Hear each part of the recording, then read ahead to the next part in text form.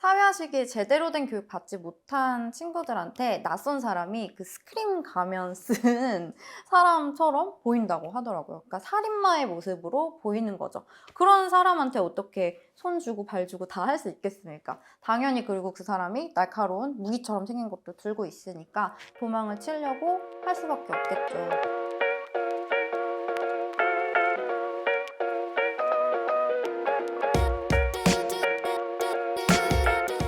안녕하세요. 반려견에게 미용을 가르치는 미용사 이태경입니다. 이번 편에서는 반려견의 미용 스트레스가 초래하는 문제점과 그 해결 방안에 대해서 말씀드리겠습니다.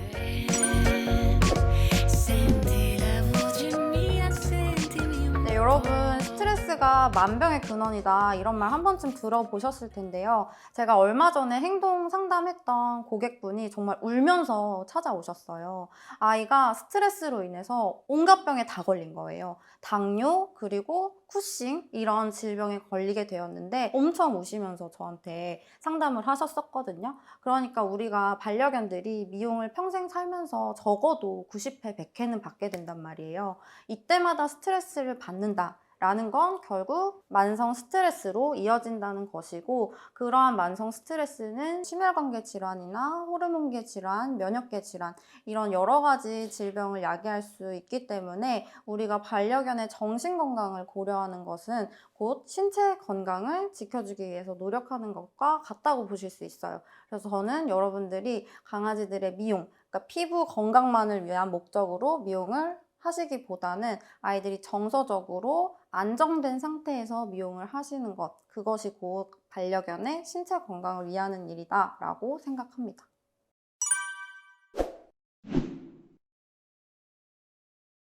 네, 아이가 이미 미용 스트레스를 받은 상황이라고 한다면 증상마다 대처를 해주실 수 있는 게 조금씩 달라질 수 있어요. 일단은 아이가 숨어서 전혀 나오려고 하지 않는다면은 그냥 아이를 쉴 수 있도록 그냥 그대로 두시는 게 가장 좋은 방법이고요. 어떤 친구들은 자기 꼬리를 보면서 뱅글뱅글 돈다든지 잘근잘근 씹는다든지 이런 친구들은 먹이 퍼즐, 뭐 노즈워크 이런 것들, 그리고 충분한 산책 이런 걸 통해서 아이가 다른 곳으로 주의를 좀 돌릴 수 있도록 해주시면 좋을 것 같고요.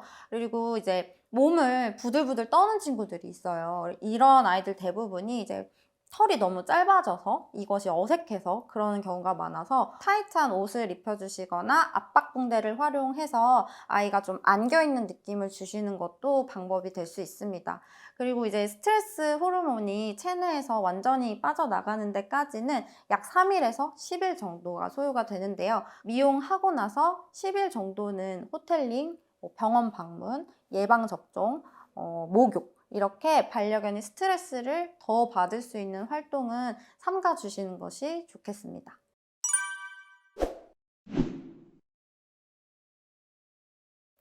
네, 제가 제일 안타까워하는 케이스가 바로 이런 케이스인데요. 강아지가 겁은 많지만 되게 얌전해요 하면서 이제 미용을 이제 꽉 참고 받아들이고 있는 경우예요. 이런 친구들은 뭐 보호자를 물거나 뭐 아니면 미용 선생님한테 뭐 발버둥을 치거나 이렇게 적극적으로 회피하려고 하는 행동이 없다 보니까 그냥 잘 봤나 보네 하고 간과를 하는 경우가 많은데, 사실 도망치려고 하거나 싸우려고 하거나 하는 행동보다 더 많은 스트레스를 받고 있는 게 이 얼어붙어 있는 상태입니다. 셀프 미용 하시는 보호자님들께서 테이블 위에다가 반려견을 올려두시고 미용을 진행하시는 경우가 많은데요. 이럴 때 꼭 강아지의 바디 랭귀지를 관찰을 해보셨으면 좋겠어요. 아이가 이렇게 숨을 몰아쉬지는 않는지, 귀가 뒤로 넘어가 있지는 않는지, 아니면 꼬리가 말려 들어가 있지는 않는지, 강아지가 이렇게 웅크린 채로 몸을 잘 움직이려고 하지 않는다든지, 그리고 먹이를 줘봤는데 전혀 먹지 못한다든지, 이런 경우라고 한다면 지금 반려견은 얌전한 것이 아니라 너무 극도의 스트레스를 받아서 움직일 수조차 없는 상황이라고 보시면 되겠습니다.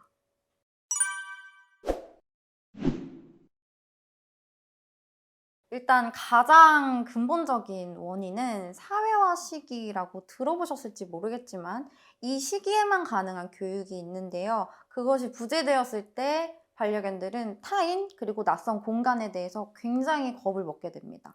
근데 문제는 제가 너무 안타까운 건 우리나라 예방접종 5차까지 있거든요. 근데 강아지의 사회화 시기가 딱 12주에서 16주. 그리고 5차 접종이 끝나는 시기가 16주입니다. 그동안에 아이들이 집하고 동물병원밖에 경험을 해본 게 없는 거예요.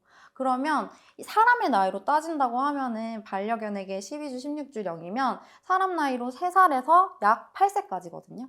그러면은 태어나서 8살까지 집안에서만 그 누구도 만나지 않고 아무와도 교류하지 않은 상태에서 아이를 갑자기 세상 밖으로 턱 내놓는 셈이 되는 거죠.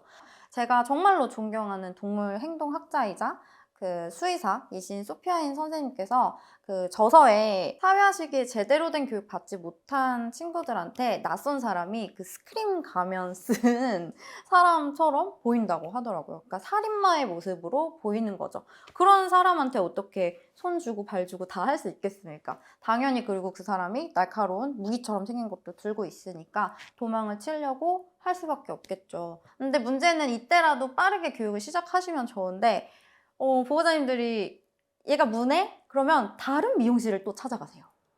그래서 잘 이제 핸들링을 잘 한다라고 하는 다른 미용실을 찾아가서 또 눌린 상태에서 미용을 받게 되고, 그렇게 반복적인 경험을 통해서 얘가 무는 거를 계속 학습을 하게 되는 거죠.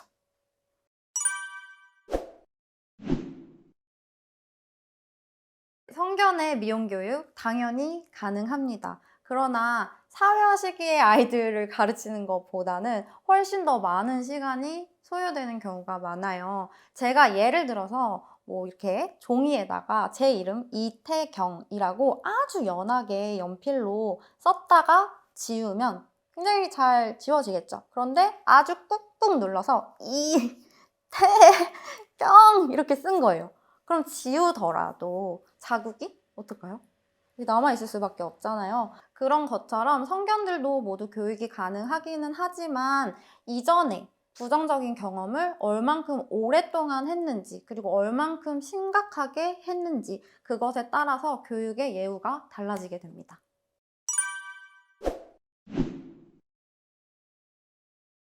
미용 교육에는 크게 4가지 단계가 있는데요. 첫 번째는 미용실 사회화 교육이에요. 미용실하고 미용사, 이거 2가지에만 친화하는 교육입니다. 이 교육을 마친 친구들은 미용실 놀이터처럼 뛰어들어오고 진짜 선생님 안녕하세요 하면서 들어오고 집에도 안 가려고 해요. 그러니까 일단 이렇게 미용실을 좋아하게 만들어 놓은 다음에요. 그 다음에 신체 곳곳이 만져지는 것에 대한 둔감화 교육을 진행을 합니다. 그리고 도구, 클리퍼라든지 가위라든지 이런 부분에 대한 교육을 하고요. 그리고 동의행동이라는 게 있어요. 상상해보시면 발톱을 깎을 때 손을 이렇게 주는 거예요.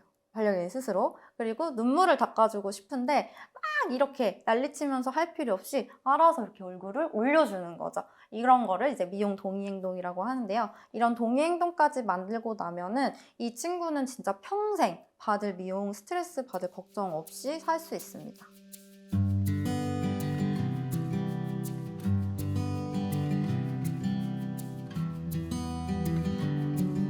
제가 미용 교육을 시작하게 된 계기가 반려견들이 발버둥을 치는 동안에 이제 미용사분들도 너무 힘들어하시고, 이 친구들이 집에 가면 보호자님들은 또 얘가 어디 가서 어떻게 된 거 아닌가 걱정도 하시고, 그러니까 반려견, 반려인, 미용사 모두가 너무 힘든 과정이 이 애견 미용이었던 거예요. 그런데 미용 교육을 받은 친구들은 제가 발톱을 깎자고 하면 발을 그냥 이렇게 내밀어 줍니다.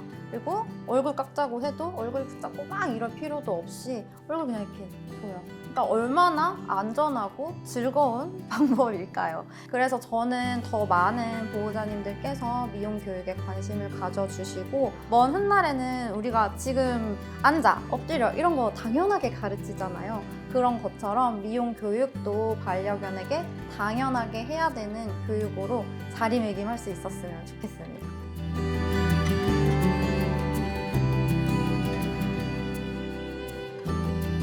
We are real family. 우리는 진짜 가족입니다.